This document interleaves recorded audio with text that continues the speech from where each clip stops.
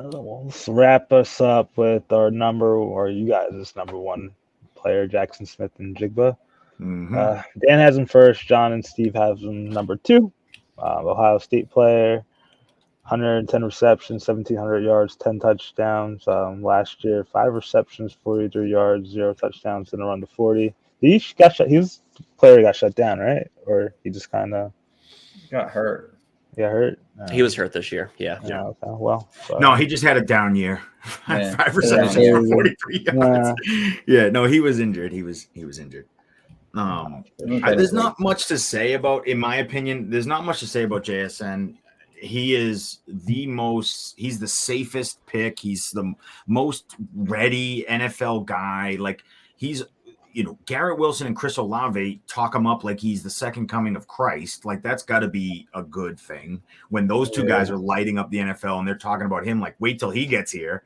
So, that's got to be a pretty good feeling. I just question.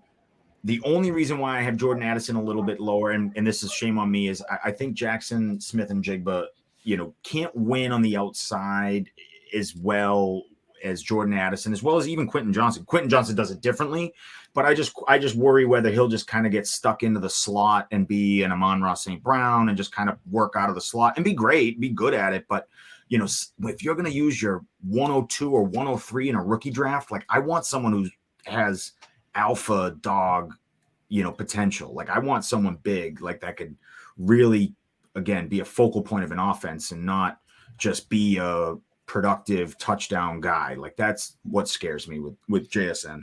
I'll give you 102 for Amon-Ra St. Brown. yeah. So it's just kind of like, that's kind of, I'm just, again, and I think that's that's like his ceiling is that. So, I would just be, I love him. Obviously I have him second. So, I just, my only comparison between him and my number one. Steve, to your number one comparison? Yeah, I mean, the only few things I don't really like about him it's not much. I mean, both him and Johnson were really close in terms of my rankings and how far apart I really had them. The only things I didn't like, I didn't see the true explosiveness I would want to see out of a guy who likely is going to play the slot at the next level. I don't know if he's going to be able to win on the outside, like kind of like John said already. So he might be a slot guy. And then, I don't like he had that amazing season last year. Was it last year, right? It was last year? Mm-hmm. Yeah. 2021. Yeah. Right. Exactly. And I wish I would have saw another fantastic season out of him. He probably would have been number one, but the fact that he obviously was hurt, I don't want to take that away from him at all. But I want to be sure he can actually come back and actually be at that level again. That's one thing concerns me with injuries is that can he make it back to that next level again? Can he show us another time? It's been almost over a year since he's, was an elite wide receiver into that nature. So that's kind of the only really reason why I have him at 2 here. He's not really far off from Johnston, to be honest. I mean, I think he probably will end up being the wide receiver 1 drafted more than likely just based on how scouts liked him so far, what I'm seeing.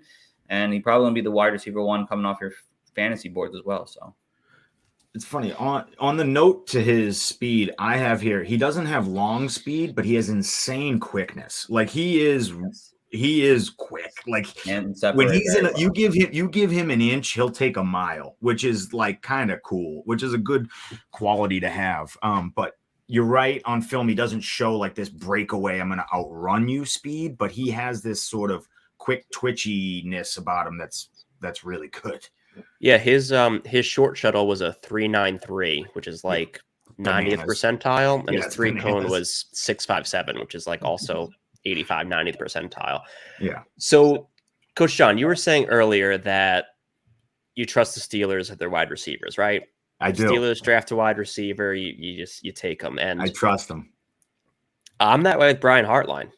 There's a reason that man has gotten so many head coaching offers in football, in college football, and I just trust Brian Hartline at this point to give me wide receivers that are going to produce the next level. You look at, how many fantasy relevant wide receivers that come out of Ohio State in the past 5 years. I mean, you could start at Michael Thomas and work your way down. You got Terry McLaurin, you got Chris Olave, you got Garrett Wilson, you got Jaxon.